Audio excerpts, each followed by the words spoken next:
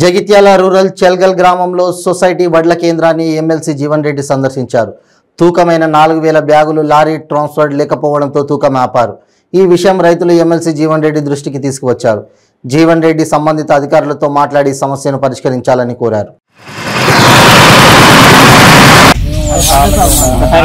చూసినాక మాట్లాడినాక పట్టినాక మళ్ళీ 2 రోజులకు 3 రోజులకు మేడం వచ్చి చూస్తే ఇప్పుడు తట్టు కట్టుకుంటే ఇట్లా కొంచెం కొంచెం పంద కట్టారు.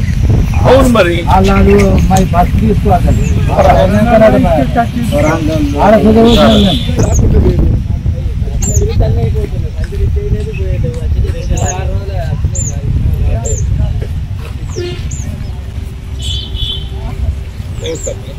ఇప్పుడు బాక్స్ వచ్చిన తర్వాత పట్టి లోడింగ్ తీసుకోవచ్చు కదమ్మా.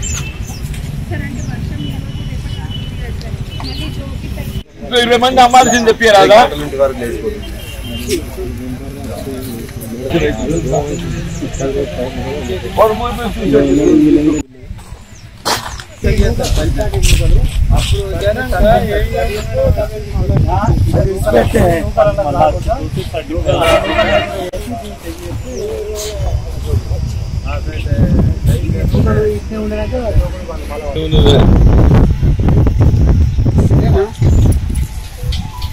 కాదు ఇప్పుడు రెగ్యులర్ మనకి ఇబ్బంది రెగ్యులర్గా మిల్లి పని చేస్తాం.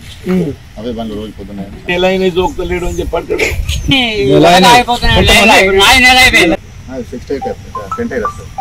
కాదు బాబు మన సాధారణ